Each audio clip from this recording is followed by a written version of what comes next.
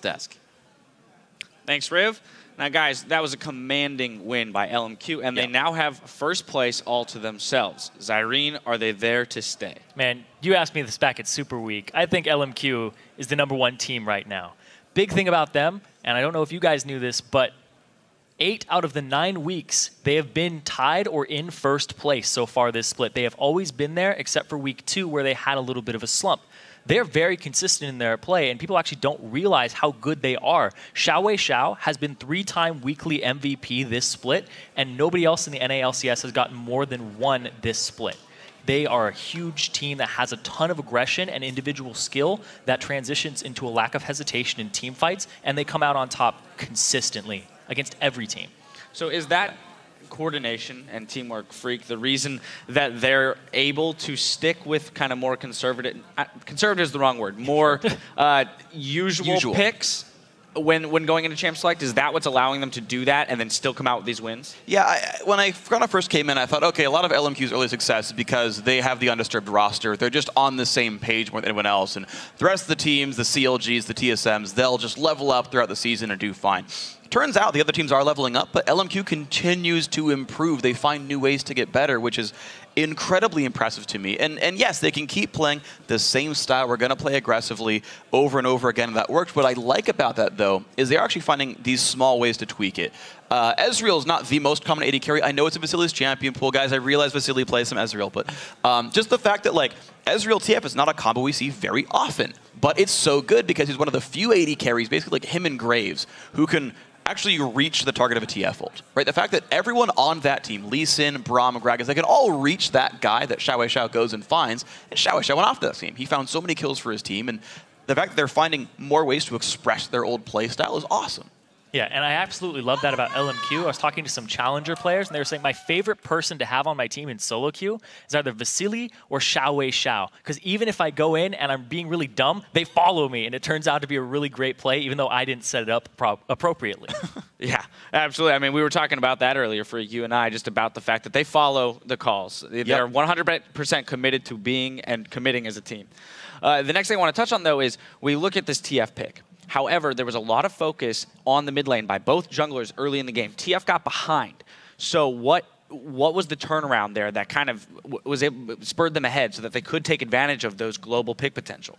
Well, I mean, that's the thing with TF is he has a reasonable fallback pattern of I'm going to go with Fiends, I'll spam Qs in my lane, I will get some last hits, I'll pick up scraps, I'm down 20 CS at 10, whatever, I'll manage, right? Like, whatever you can go through. He played far enough back that Rengar can't force the kills, you know, that's all going to work fine. And it's still TF. Just go roam to another lane. Go get Ezreal ahead. You had a gigantic lead in the bottom lane, something like a plus 30 CS lead at some point over, you know, Ezreal over Tristana, which more than compensates for TF's deficit. And it's like, look, if your lane's losing, get out of your lane. It's the same thing with the jungler. You don't gank a losing lane. You gank a winning lane and snowball that ahead, and you just shift your priorities. Yeah, that's go for it. No, I was about to say, that's exactly what we saw happen, too. Bjergsen actually hit 6 first and had about 96 CS at 10 minutes.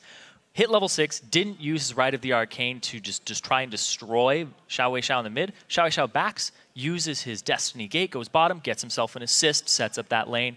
Amazing continues to push the mid lane, and then he starts roaming up top, gives them dragons, gives them all this control. So I think LMQ had complete control of that game from start to finish off of these champion picks and their coordination. And this matchup brings Vasili to 3-0 against Bjergsen, who was our spring split MVP. So my next question is, what's the deal there, right? Is this Bjergsen falling off? Are we watching him, you know, deteriorate or fall from grace? Or is it instead that, hey, Xiao, this new guy, the meta's fitting him? What's going on there? I definitely think Bjergsen is still incredibly skilled, right? You still consider him top 3 mid laners in North America. In fact, we're seeing him like build the gap over guys like Shifter, where I think it's increasingly apparent that Bjergsen's a better player there. Where I was like, I don't know, maybe Shifter's #1, maybe it's Bjergsen, maybe it's Xiao.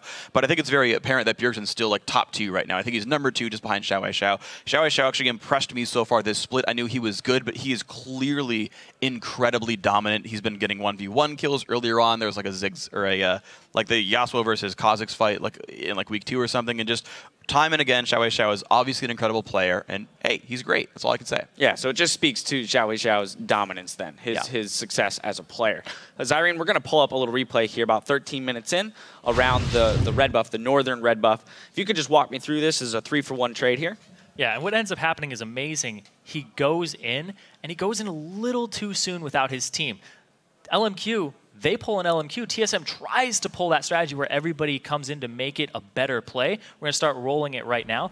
And Dyrus, he TPs in late. And it's a huge part of it. If he had TP'd in about 5 seconds sooner, it would have been a fantastic play. He ends up getting picked off there. Amazing is no longer involved in this fight. And Xiao just roams. He walks over, doesn't need a Destiny Gate, and it was on cooldown. And they fight in this horrible passageway and trickle in. Wild Turtle, he started top, looped all the way through the river, and wasn't even a part of that fight till the very end, and just added on a little bit of damage. So this is them taking advantage of their mobility as a team, having that TF, but then, as you said, their commitment to whatever call's made. We're going in, we're going hard. Yeah, and what Phreak said on the team comp, everybody can follow it up with those picks. And it's the one difficulty, though, because occasionally you'll see LMQ slip up. Their loss against Cloud9 a few weeks back was the key example of that, where just sometimes they go a little bit too hard, the call is wrong, and about 85% of their calls are correct. But that 15%, if they're wrong and the other team is actually there to defend, they can toss a game away. And that happens every once in a while. That's part of the reason LMQ has a few more losses on the record than maybe they would like.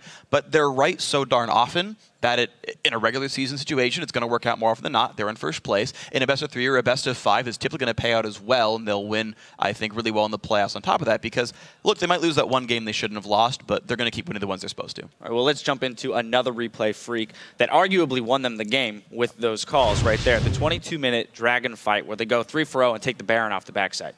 Yes, this one's weird for TSM because they've got Amazing trying to go for a steal, and he just basically face checks a pink ward. So roll the clip out. They're going to see LMQ set this up, right? They can see Amazing.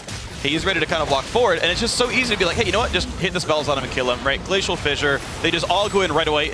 More even go, not, No Name goes in, just kick him back to guarantee the one kill, and then it's just a 5-on-4, and they just simply say go, right? Xiao TPs into the far back lines knowing that no one's going to jump onto him, and this is a team comp where they just can keep chasing, keep picking up kills, right? Blow the cooldown on the first guy, that's fine. I mean, they Glacial Fissured and Lisa ulted for one person and said, okay, 5v4, just keep going without ults. What I love about the way that LMQ team fights is that they just create chaos, right? So often, we saw it in the first game of the day, both teams posture 5 against 5, and they kind of trade skills back and forth, things like that. LMQ is like, we're fighting, and we're going to fight everywhere, and I'm going to duel you one-on-one on the side. I'm going to, we'll have a 3v3 over here, and then Xiao is going to go through the back. Like, it's just like, they create this chaos, but they work so well within that chaos. Yeah, and LMQ's never going to run a comp like Curse or Dignitas, in my opinion. It's not their style, because that was kind of, if you imagine a medieval battle where both sides only has archers and they're just slinging arrows at each other, just hoping the other side would just completely fall down, they're never going to play that. Their archers have swords. They're going to run up. Vasily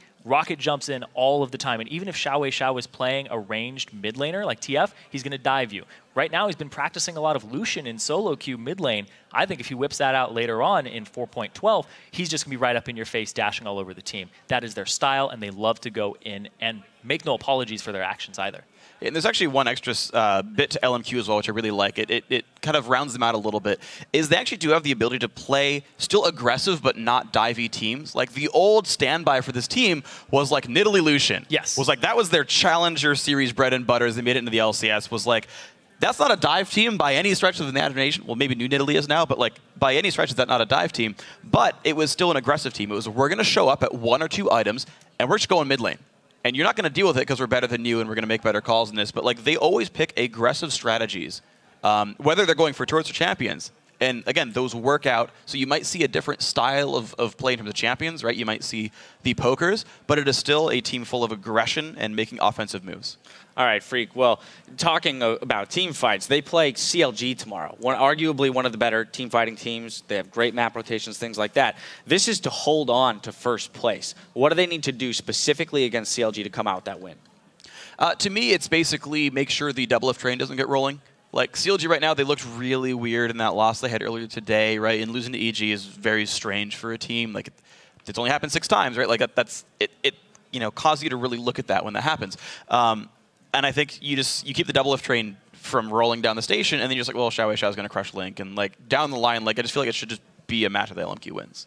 Anything to add there, Zirene? No, that's pretty much. I'm gonna go pink Pokemon on that one and say ditto. Yeah. That was great. That's all I got for that. That was so awesome.